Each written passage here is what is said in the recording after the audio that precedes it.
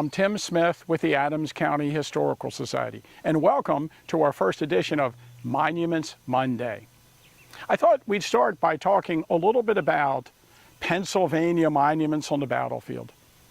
And a lot of people ask about how many monuments there are, and it really depends upon how you count. The park generally tells people, and they've said this for years, there's about 1,300 monuments, markers, and tablets. But if you count everything, there's well over 1,500. And again, there's a discrepancy about, when to count things as monuments and when not to, especially when you get into markers and tablets. But Pennsylvania is interesting. A lot of Pennsylvania units put up monuments initially in the early 1880s. And then what happened is the state legislature passed an act providing funds for every regimental association from the state of Pennsylvania to put up a monument. But many of them had already established their regimental monument. So those units used the money they got to build a new monument. And then they often took the original monument and moved it to a secondary location. Or they took the money and they added to the monument that had already been in place and made it more elaborate. So Pennsylvania monuments all over the battlefield are kind of interesting to study in this sense. So this is the 93rd Pennsylvania Infantry. This is the Lebanon County unit. So if you go to the Pennsylvania Monument, you can look at all the names of the men in this unit from Lebanon County. And they were part of the attack on July 2nd. We are along the Weichert Farm Lane. And at the end of the battle on July 2nd, as the Southerners were making one last attempt to capture Little Round Top, Wofford's Georgians were actually coming up the Wheatfield Road here and had overrun a Union artillery battery. When the 3rd Brigade of the 3rd Division of the 6th Army Corps arrived and charged down off of the slopes of what we generally refer to as Little Round Top behind us and into this area, driving the Southerners back and taking possession of a stone wall along the Weichert Farm Lane.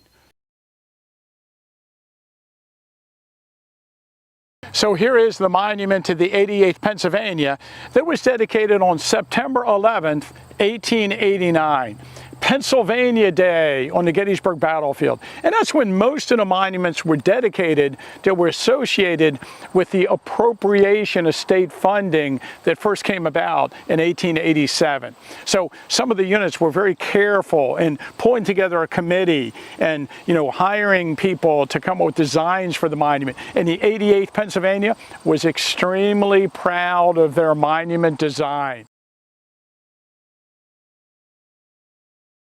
Interesting incident on the occasion of the monument dedication was the presence of Mrs. Euphemia Miller, who came from her home in the West at the request of the committee. At the time of the battle, she was Euphemia Rogers, a buxom girl who bravely stood her ground when the rebel line swept over her father's place, ministering to a dozen wounded Union soldiers whom she got into the cellar of the house as the fire got hotter and hotter. She was introduced to the veterans of the 1st, who greeted her with 3 hearty cheers. And of course, this is Josephine Miller, who was 27 years old at the time of the battle. She was adopted by the Rogers. In one account, it's the Rogers' niece. In another account, it's their granddaughter. But basically, it was her adopted daughter. And during the fighting, she and Peter Rogers himself remained in the house. And during the heaviest of the fighting, she cared for wounded and kept the wounded safe. And remember, on July 3rd, we're at the location where General Pickett's division swung over the Emmitsburg Road. So Union artillery would be firing rounds, and rounds were passing through the house while she was with the wounded.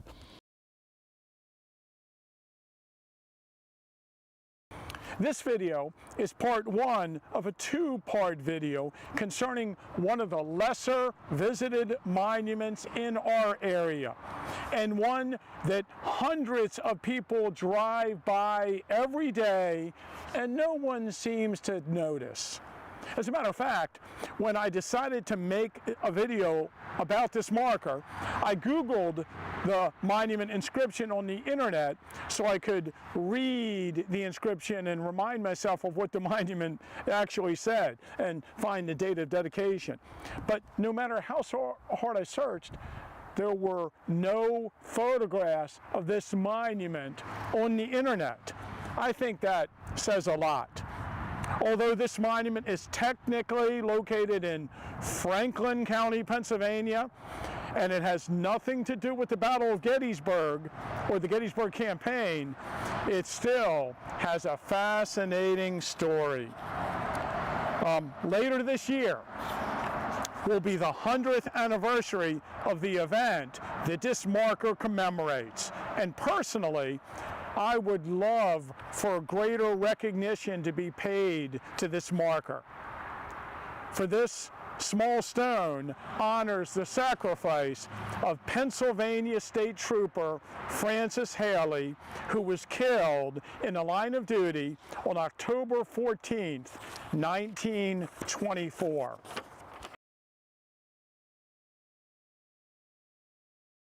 They left Harrisburg by train on June 24th. And about 6 miles from Gettysburg, there was a bridge over a gully in which Swift Run passed under the railroad. The 26th Pennsylvania Emergency Regiment was on 2 trains, and it was a special, meaning it wasn't a scheduled train.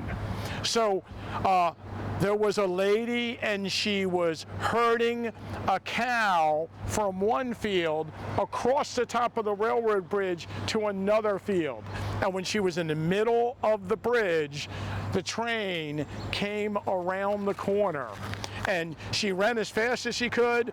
At the last moment, she dove off of the tracks into the field, but the cow remained on the tracks. And the train hit the cow, it derailed, there was a horrible accident. Some of the men were injured, no one was killed except the cow. That night, the 26th Pennsylvania Emergency Regiment spent the night 6 miles from Gettysburg, and they ate very well that night.